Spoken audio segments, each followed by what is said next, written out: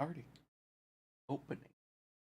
You're experiencing the wonderfulness that is gaming.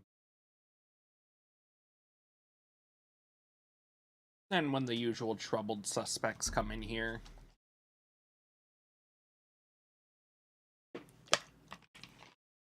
Hmm. Oh,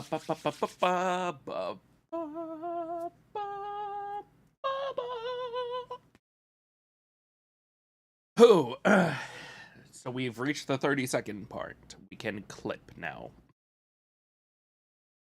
I'm just nervous. I'm nervous about this entire discussion because it's going to be long-winded, it's going to be tedious, it's going to suck.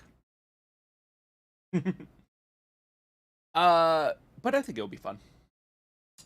So let's actually get right. Yes, first viewer. Hello. Come. Then the moment the others also show up.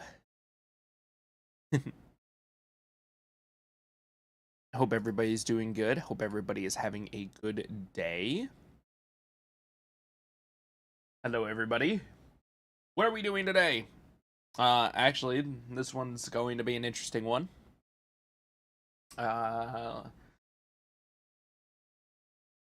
Let's begin our concise thoughts right now.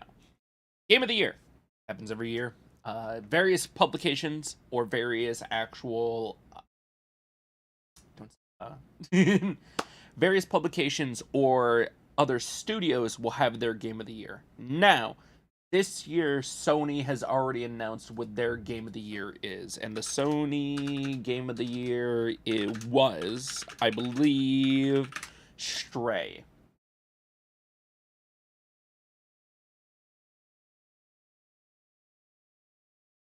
I know Sony gave a 2022 thing, but maybe not. Screw off. I thought Sony had given Stray their like golden joystick or something this year. I may have been wrong, but I believed that was the actual thing. But I'm going to be here to break down each and every single one of these wonderful selections. Everything from A Plague Tale to Xenoblade Chronicles. I want to bust every game down and actually take a deep look into it so I can tell you which ones I positively believe should be up for the Game of the Year vote and which ones shouldn't. It's kind of hard. I have a bias towards one of them, and I've played half of them. But the other half are decent games nonetheless. I just don't think they're in the running for the actual votes. Let's go with the standard of describing each of the games. Honestly, out of all these games, I do have a little bit of a problem because a good portion of them are first to third person action, which seems to be dominating the space. And I don't know how I feel about that constantly becoming a norm, though they all have great stories and they all take different unique aspects of it. So I can't really complain. I would just love to see more story driven things. Even Stray is a little bit, it's categorized as an action. But yeah. So here's what we're actually dealing with. Nearly all of these are sequels. Stray is just a unique one-off game, and the story behind it, I don't fully believe it can be a game of the year. Story-wise, it's fantastic, it's concrete, it's about 6 to 8 hours depending on if you're trying to get all the achievements and everything, which you can pretty much do in one good run-through. I don't think it deserves the Game of the Year vote, for one very specific reason. I enjoy it as a joke vote, but it is $40 at base price, and I honestly think it presses up against that hold, in which I don't think Stray actually has the... It has the interest, it has the concept, there's just nearly not enough there. I can justify the price, but I don't know if others can. It really pushes up against that threshold, and I love playing any game. I would have loved to play any of these games. Next up is Xenoblade Chronicles 3. I've never played any of the Xenoblade Chronicles, so I cannot give you the best the best assumptions about it. I just know that each of my friends who have played it have said that it's a very, very solid game. And honestly, I can't blame them. It's a solid actual series from Nintendo. It has kept its weight in just product alone going. I'm very excited to see how Xenoblade shakes out. I do want to go back and play it. I just don't want to like dip the 120 hours it is to finish everything into it. So if I ever go through it, Xenoblade 2, or Xenoblade 3, it will probably be a one playthrough blitz run for the campaign. So if you guys ever see that here, yes, it'll be on Twitch and Twitter, or Twitch and YouTube. Yeah. But like, I don't know much about Xenoblade as a franchise, but I only hear good things about it, and with how many characters got put into Smash, who knows? See, next one, Plague Tale Requiem, also a sequel. Only I I've heard really good things about a Plague Tale Requiem. Whether I can say positively, like, okay, so the ones that are actually up for Game of the Year for me personally is Elden Ring and God of War Ragnarok. Haven't played Ragnarok yet, but only have heard fantastic things that are really, really sets the bar higher for the previous one. And that's all you want. You want the same exact experience you got the first time with improvements, and it just feels better story wise. That's it. That is what everybody wants in a video game, and God of War nails it. Horizon Forbidden West also nails it.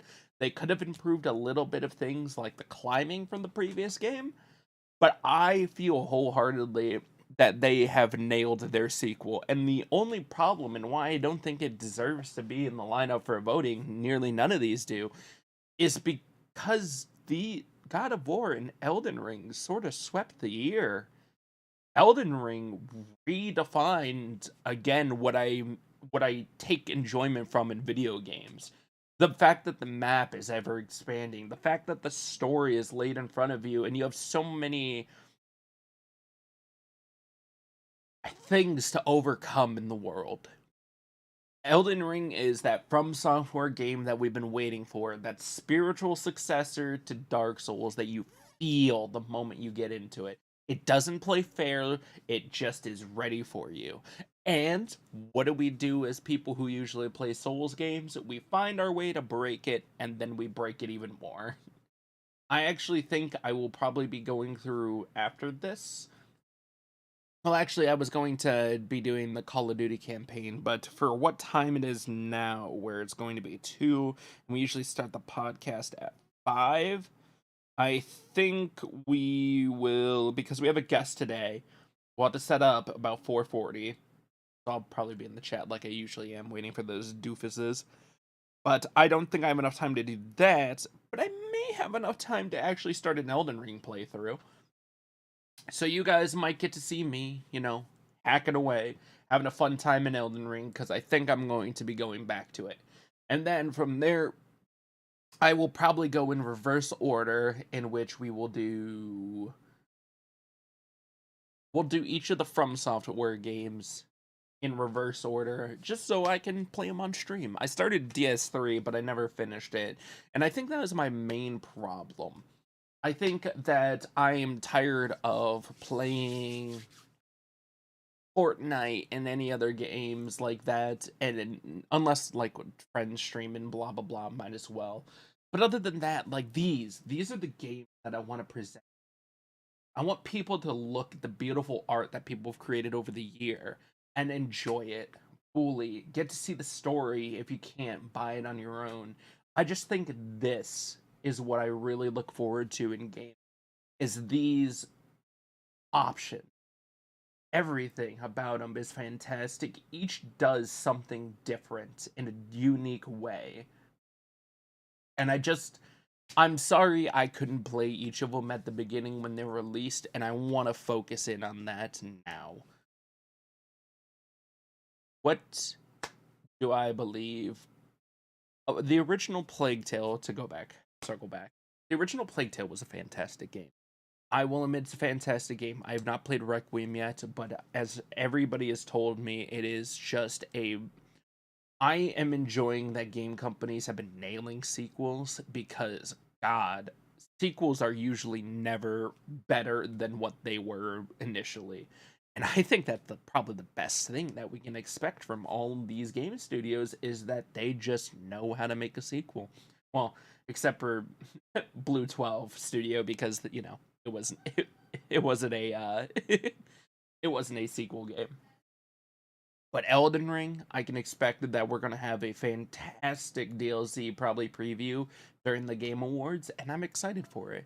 We will be here watching the Game Awards, at least here, and maybe my channel, and then afterwards I'll switch it to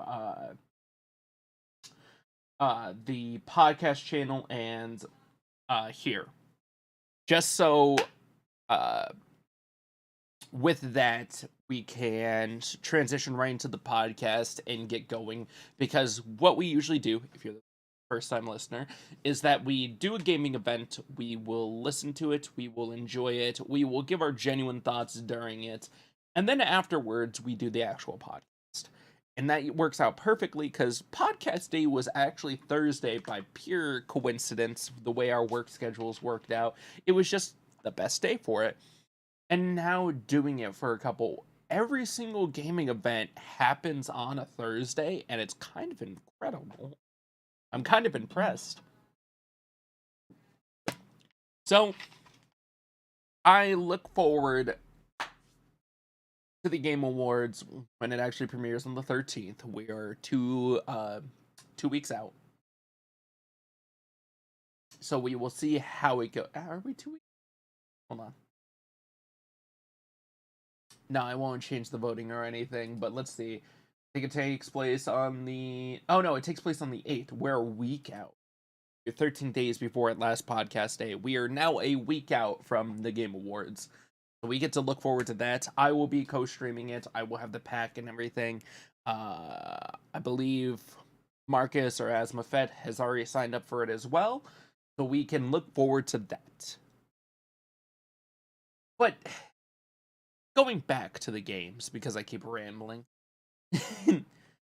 God of War Ragnarok, as far as reviews have been, I think it is a very solid contender. I just think it doesn't do as much as Elden Ring. They poured themselves into Elden Ring, and I'm sure they did at God of War Ragnarok at Santa Monica, but it just feels different. Ever since the beginning of the year, everything has been compared to Elden Ring. Now things are getting compared to God of War Ragnarok and Elden Ring, and that's why I'm giving it the benefit of the doubt. Though I'm going to have to vote Elden Ring because it honestly dragged me out of this place where gaming was just the same constantly year after year. Now it felt revitalized. It felt like we actually got a really decent game, something that wasn't unfinished on completion, something that was glorious, something you could stare at and enjoy, and just enjoy the entire experience because it shocked you. It constantly opened up the world in front of you, in front of this map, and you just couldn't believe it. It just kept going. And the story, the difficulty, the places you could explore, you didn't expect you could go into such individual places. You didn't expect to see such hard things. Like, shit was just difficult immediately. And that's the most incredible thing about it, is that it just was a great game. Fantastic. Buggy on release, I will admit, but we all waited for the patches and we were still playing it day one. It didn't matter if it was stuttering. We got used to it. We played through it. It was that good of a game. We played through its initial imperfection on PC just to enjoy it. And that's why I have to vote Elden Ring as my game of the year. It's honestly the hardest decision I've had to make. I wish I had played all of these. I really do. I've played Stray. I played Horizon Forbidden West, and Forbidden West was it was an improvement story wise, clean. It was clean cut, but it still wasn't like they still didn't fix climbing. They didn't fix a couple of issues from the first game that I would have really loved to see them uh indulge in, fix. Didn't, and that's my main problem with it. Hopefully, I hope for the best for the Horizon Forbidden team. I know they're working on the VR experience and everything. I really do hope that they have a really good time with that because I believe that they can create very broad, interesting world. Horizon Forbidden, Horizon Zero Dawn was fantastic because it was an apocalypse that I hadn't seen. That is the greatest thing about it is that robotic dinosaurs, everything was overgrown. All people were reduced to caveman with their weaponry. And we're taking down electronical dinosaurs with arrows, slingshots. What? And then Horizon Forbidden West came out in expanding upon the creatures inside of it. You got to see the mechanical wonder of the past brought forward into the future. It taught you things. It taught you things that you just didn't know you wanted to know. And I love the game dearly, but I don't think it can compare to God of War Ragnarok or Elden Ring, just because both games have been polished to like a near T from their developers. How can you fight that? Out of all these games, it's still torn between. Honestly had wished I had done a playthrough of God of War Ragnarok, but I have not. So for that, Elden Ring.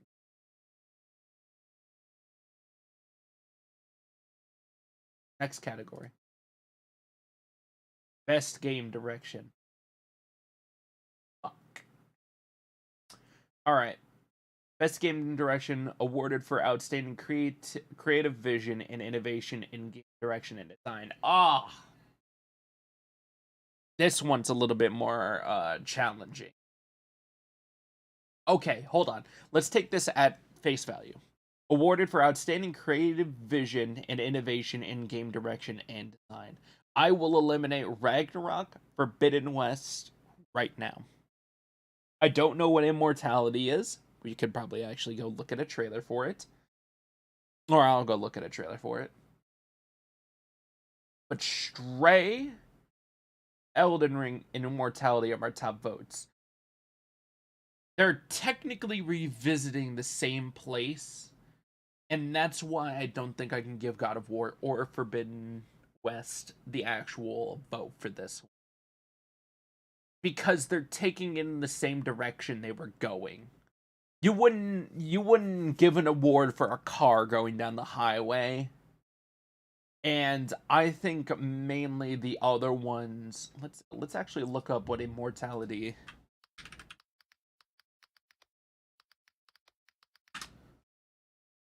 What is it? Half Mermaid. A New High Bar.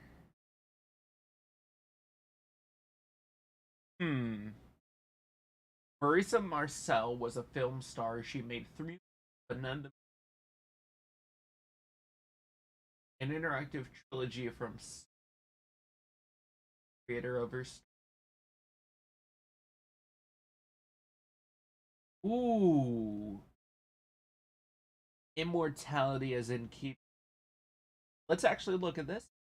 For all the delicious brain food it serves up, this astonishing game, new high bar for creator and genre, never stops reminding you of the human beings at the heart of the movie making process, the very cost of their art. Immortality is Sam Barlow's best, most thought provoking bar and debut for Half Mermaid. Immortality is one beautiful head. Once again, Barlow has surpassed himself with this, passing anything else that comes before it in. About this game, match cut your own path through the footage and solve the mystery.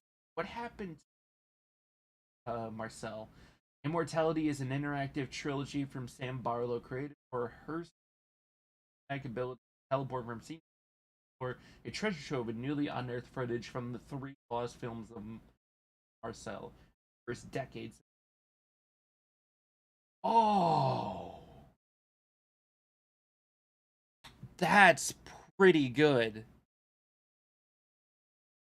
All right, what we're gonna do right now, just for my own sanity,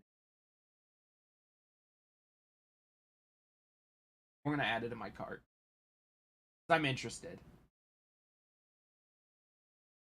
So it's the first game they released. It's only $20, and most of the reviews are just blown out of the wall. 10 out of 10s, 9 out of 10s. Okay. Oh, God. All right. I've succeeded. Beyond my wildest hopes, I shall live, Ambrosio. Marisa, you will make a great deal. One of the industry's greatest triumphs in years. They say she's become a recluse. High bar for creators. You are one of a kind.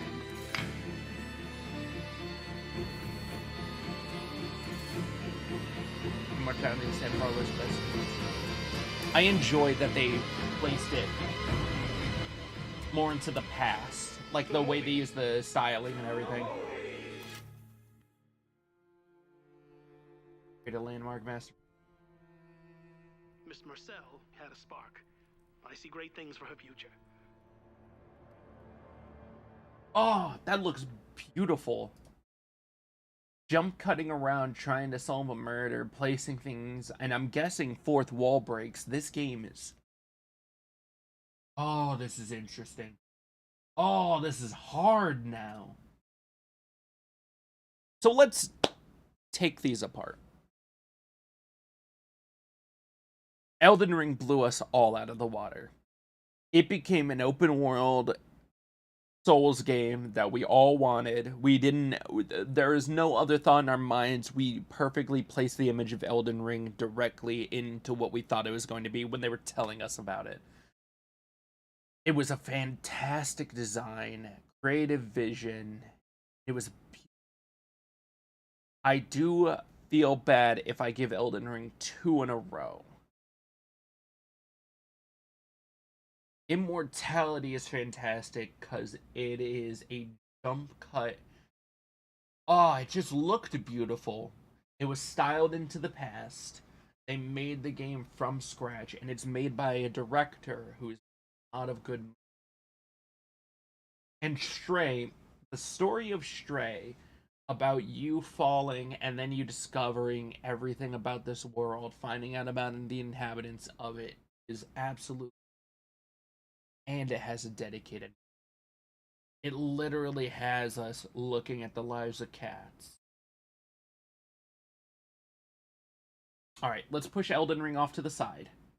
Immortality and Stray. I've not played Immortality, and I have played Stray. I'm tempted.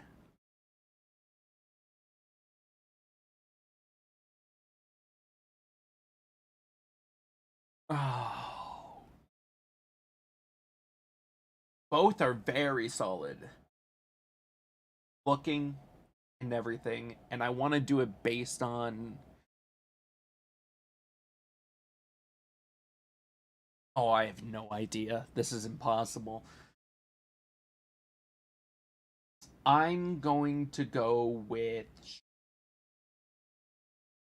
Sadly, I want to go with Immortality, but I haven't played.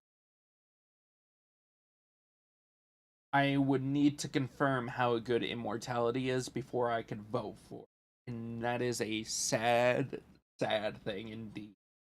Because I don't think the other three can do for best game direction. So I'm going with Stray, but I kind of wanted to go for Immortality. I didn't even know about Immortality, and now it's already added to my Steam cart. Best narrative.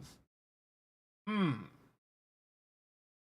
no, that's difficult. For outstanding storytelling and narrative development in it. Ooh, okay. I know the story in God of War Ragnarok, Horizon Forbidden West have the same usual beat, story development. Elden Ring, same usual thing. I can do. No, Plague Tale has good story beats. Mortality weighing on me. It really is. It's actually a harder decision than I thought it was going to be.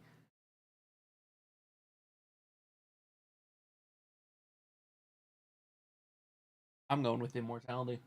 I like the concept too much.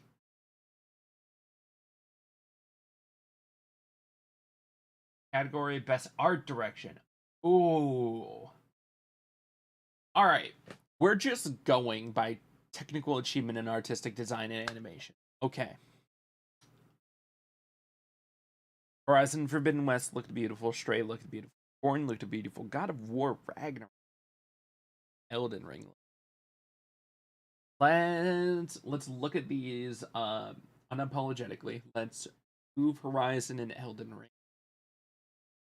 If Scorn just had like more to it, it would have been a fantastic game. Didn't, but it looked beautiful. And God of War is God of War. It always looks amazing.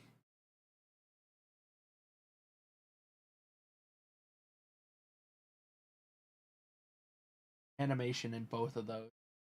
Let's remove Stray. God of War and God of War and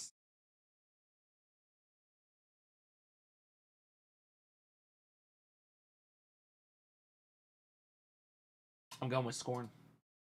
Scorn had a better art direction. It looked amazing. Entirely too detailed for best Scorn music. Okay, I think I can successfully. The Metal Hellslinger is. Let's go with God of War. I haven't voted God of War yet, and I'm not doing it as a pity vote. It's just come really close in the other things. And I've always enjoyed the music for God of War. Elden Ring has solid music. Plague Tale has pretty decent music. Xenoblade has decent music. Metal Hellslinger is literally a beat game. Teresa should vote for it. No, I'm going with God of War Ragnarok. Best audio design. Okay. I might. Gran Turismo 7, Forbidden West, God of War Ragnarok, Elden Ring, or 2. Let's remove sound design, best audio design wise. Let's remove Elden Ring, God of War, Gran Turismo, and Horizon Forbidden West. Here's my thing is that Call of Duty spends so much time making sure that spatial audio, the actual audio for their gameplay, and everything, every bit of it needs to envelop the player more. All the other ones have fantastic noises and everything, but that's mainly to carry. Well, I guess Gran Turismo. But Gran Turismo 7 was doing shitty shit at the beginning of the year, so I'm not too tempted to give them the vote. I'm more tempted out of all of these. Like, audio, though. Playing most of these, I can tell you the audio in Call of Duty is top notch because it's just there. You can hear it. There's a person in the building next to you, and they're walking around because they're not watching their steps. Fuck it. You know where they are. But, God, it's just too hard of a choice. Like, what do you really go for? What do you really choose in this scenario? I just know that they've developed this grand audio system to push the player in. And these ones, they're like third person, and you can see your character and everything.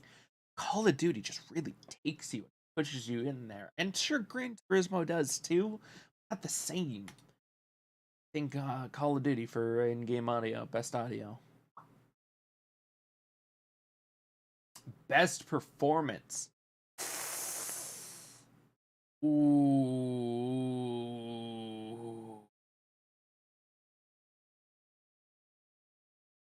we have Atreus, we have Kratos, we have her older sister from Plague Tale,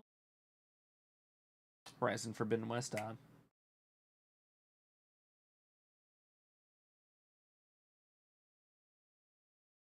Oh god, for her name right now. Oh, that's gonna drive me insane. Hold on.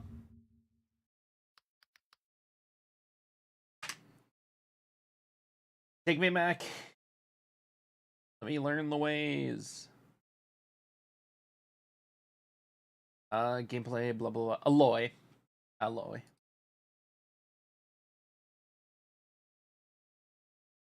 Gunplate of Mortality. I enjoy a.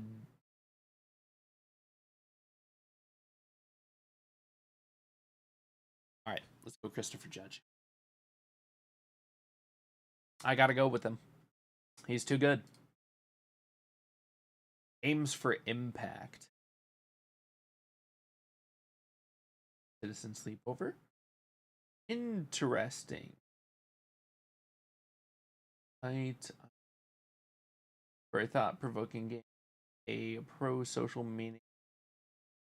Memoir Blue. Okay, let's write some of these down. Actually, whenever there's a interested in like playing it and everything. So let's see. Memoir Blue. I already got Immortality added as Duskfall. I've seen gameplay and the things behind as Dusk Falls. That might be my vote. And that just might be because I don't know about the other ones. Oh no, I've heard of Citizen Sleep. Extinction Forever? Oh, Extinction is Forever. Hindsight. Then I was a teenage exocolonist.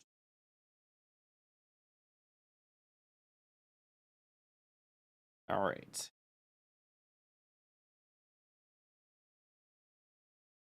There we go. We've written down the games from this category that seem a lot more interesting. I've written them all down because I just want to know. But with that, Duskfall. I know a little bit about it, but I don't know a lot about the other, so I can't really make an act. Best ongoing award to a game for outstanding development of ongoing content that evolves the player experience over time. Ooh, okay. So here's a problem. Fortnite, FF14, Destiny 2 are all solid. Destiny 2 has a rough bit where they usually put out content-wise. Destiny 2 feels like every so often they release a terrible one, then they release a good one. And I understand they should just make Destiny 3 at this point, have a new engine, redesign the entire thing from down up, and then just place all of the stories in one. That's all I want from Destiny, is what they're doing in Final Fantasy XIV right now. And that's going through and making all the content single player. You can play nearly all the content in FF14 completely solo, and that's wonderful. Because that means even if the MMO eventually goes away, it's just a large game you can go in around in. And they'll probably create shortcuts to make it easier to traverse places. Fortnite's been at the season game for a long time. They usually listen. The only thing we ever really complained about for Fortnite is that they put in some weapons that are probably not the best. I gotta say, FF14, they just always outclass everybody when it comes to ongoing development. Are always working on good shit for the people who play their games. So I'm gonna have to go with that. Best indie, Cult of the Tunic, Neon White, Sifu, or I voted for Stray already. Cult of the Lamb was cute and interesting. Sifu's a solid game. Out of all these games, it's Sifu. Sifu's the most polished out of all. There's way too much good shit in. I can't even complain. Tunic's adorable because it's a remake of the original Zelda. It also has a variety of new levels and things for you to explore, but I just can't place my backing. Neon White, definitely interesting parkour, fast paced. Has that entire Mirror's Edge feel to combat, but I can't recommend it as the best indie. Cult of the Lamb is also a solid choice by Devolver. Devolver always makes great games, but I just still think Sifu just blows each of these out for the amount of content and replayability. Best mobile game. Tower Fantasy, Genshin Impact, Marvel Snap. You know what? I'll give it to them. This one time, Genshin Impact. On mobile and where it should. No, I just like making fun of Genshin. Out of all of them, Diablo Immortal is iffy because of their reputation. Apex Legends, I still don't like Apex Legends as a combat system. Marvel Snap, haven't played it, but I know if you're a fan of Marvel. It's Tower Fan, never heard of. But Genshin Impact is one that I have only ever other people that make fun of it. As communities support, recognize a game for outstanding community support, transparency, and responsiveness, including inclusive of social media activity and game updates such. Ooh.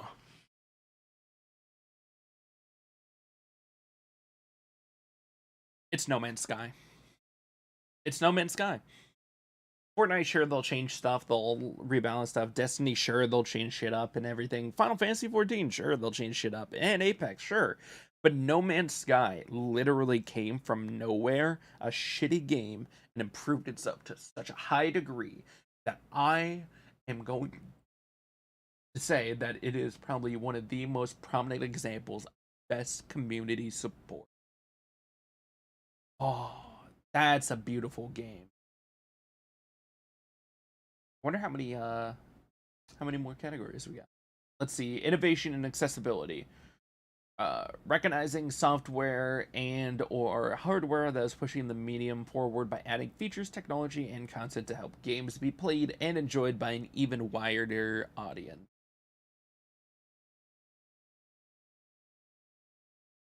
So I know The Last of Us Part 1 added a bunch of accessibility features. I also know Return to Monkey Island added accessibility features. Ori also has some good accessibility features. As Thus Falls as well, and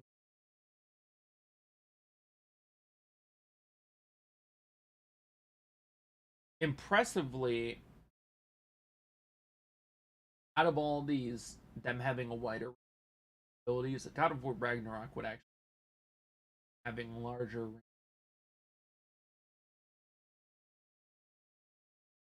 But I kind of want to vote Last of Us Part 1 remake they did recently. They added in a bunch of accessibility options, so I can't.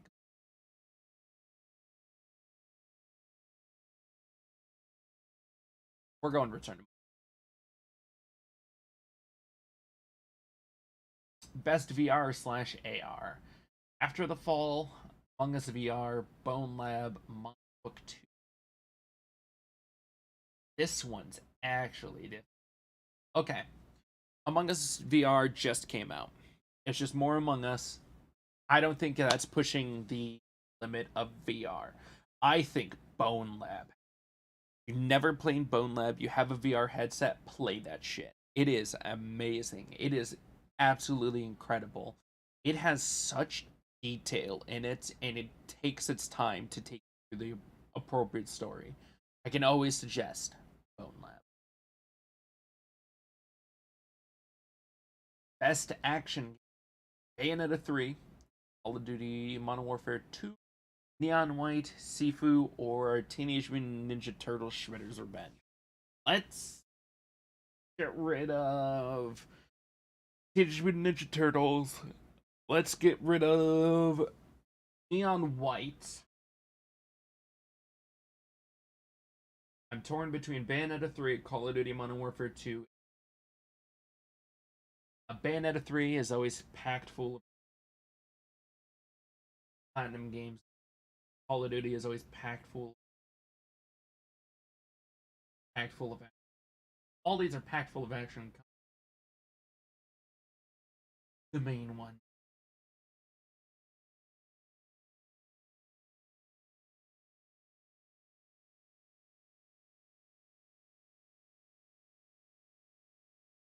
I want to do Sifu again. Actually, this time I'll go with Bayonetta. I'm trying not to vote multiple times for things, and I want to give things that actually, honestly, I think could fit the category. Bayonetta 3 fits it. I was torn between them, Call of Duty and Sifu. Best action/adventure game.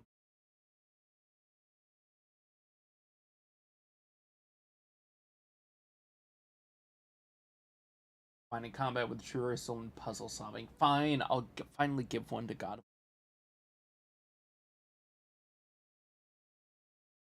Best role playing game? No. For the best game designed with rich player character customization and progression, including massively multiplayer experiences. That and plus with the mods out right now, Elden Ring. All right, I was a good boy. I voted accurately. Elden Ring. Category 831, Best Fighter. Ooh. NF Duels, JoJo's Bizarre Adventures, All Star Battle R. King of Fighters 15, Multiverses, and I'm actually gonna go with Multiverses. It's still a great fighter to me, and it's one that I truly enjoy. It had that Smash Bros. Feeling, and I cannot complain about anything that I experienced during that game.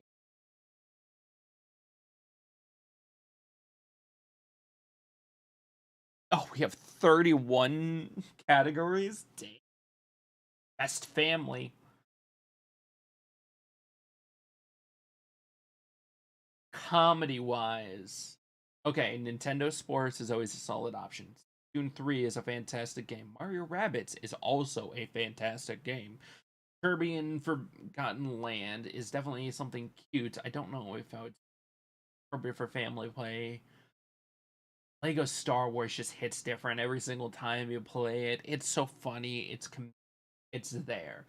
Everything is child friendly, but it makes fun of itself and the things it's trying to reference. So I think the Star Wars has 20 best sim/strategy. Ooh, Dune, Vice Wars, Victoria 3, Campus, Total War 3, and Mario Rabbit. It has to be Total. They've only improved these games, and this one especially. Best sports/racing. So here's my problem: is that racing is included in this category instead of it having its own thing, because I don't think FIFA or NBA have improved in any meaningful way for the past decade. Like, there's just nothing that they do to respect the gamers that play them, and that's my problem with them, so I can't, in good faith or conscience, vote for them. F122 is also a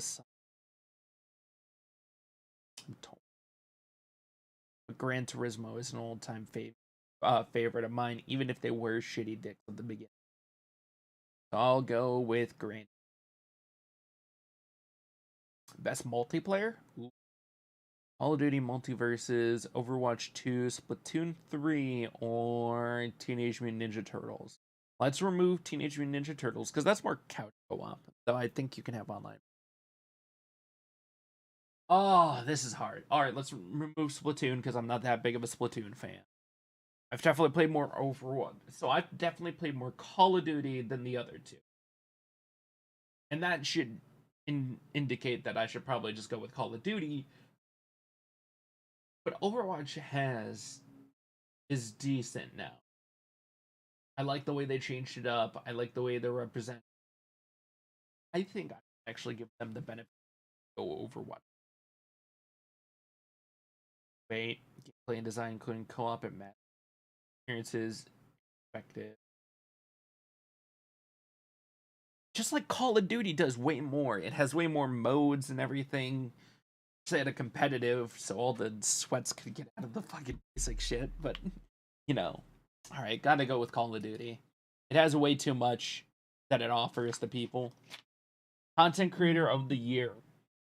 I know which one I'm going for. I would have gone with Ludwig if he wasn't here.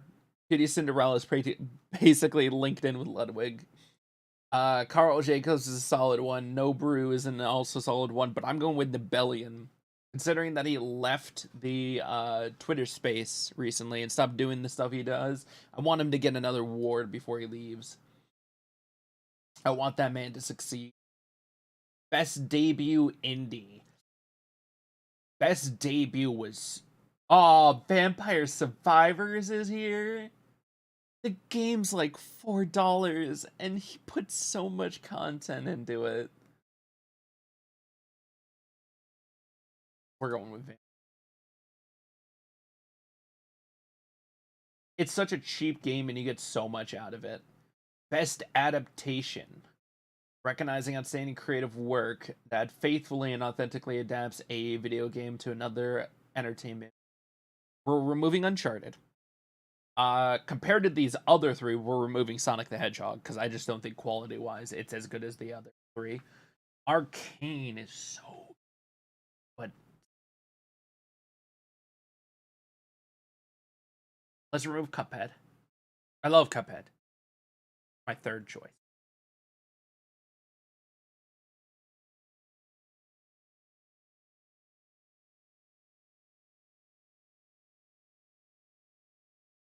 They really brought it back for the game as well, so I think they improved their image. Most anticipated game? Let's see. Final Fantasy 16, Hogwarts Legacy, Resident Evil 4, Starfield, or Legends of Zelda Tears of the Kingdom. We're removing Tears of the Kingdom. We're removing Resident Evil 4, because that's already been released. We're leaving Hogwarts, and fuck it, we're releasing Starfield. The thing I'm most excited for is Final Fantasy 16, because it's made by the man who made Final Fantasy 14 and has continued to improve. So I believe that guy, fucking Yoshi P, is going to be the greatest asset to making that entire game. I don't trust Bethesda to not make shit. I mean, they haven't released a new game in a long time, and that's my main problem, is that they need to release something. And once they release Starfield, we'll see how it is. So I think they've improved drastically, but until we know, it's Schrodinger's box over at Bethesda. And Legends of Zelda Tears of the Kingdom, it looks very interesting.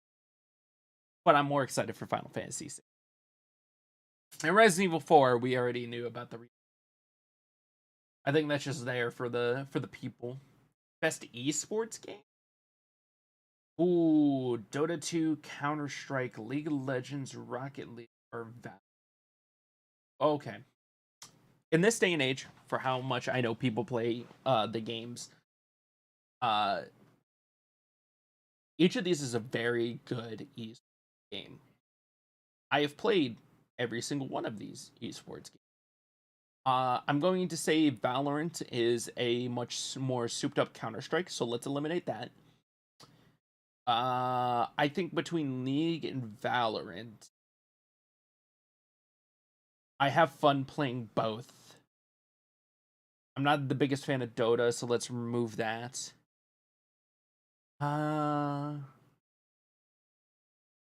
Let's remove Rocket League, so we're stuck between League and Valorant. Going with League. I just love League too much. Best esports athlete? This one's gonna be a little bit hard. Chovy, Faker, Kerrigan, Simple, or not doing yay. Simple's. It's been a while since I've seen Faker play. I don't know if I necessarily want to go with FaZe Clan. Torn between. No, let's go T1. Let's go Faker. I know I just did LOL, but might as well do it again. Best esports team? Okay, that's a difficult one. Hit the LA Thief. I might go with the LA Thief. I'll go with the LA Thief. Let's see. Best esports coach. Ton of bullshit. I do enjoy that, like, each of the coaches use professional players. It's always nice. FPS. Go with Eric. Eric seems like a cool dude. I think we're in the last category. Best esports event. Evo Worlds. EGL. The mid-season. Or the Valorant Championship. Evo. Out of all of these events, I could say Evo's the best. And that is because there's actual fighting game announcements at it. And that's the reason why I can support Evo 100%. It's just an improvement over all the other options. Each of these, sure, are cool tournaments and everything, but that is the one where new shit, new tech, and various other things come out. Evo is such a fantastic event, and I am glad we have it every year. Because fighting games deserve more support. But yeah, I think that's it. We've wait, hold on. We've casted all of our votes. We've done them all. And that took about 50 minutes. That's pretty solid. So yeah, I'll be back around 5 for our podcast like usual. So I hope everybody had a time. I hope you all during the stream. Yeah. And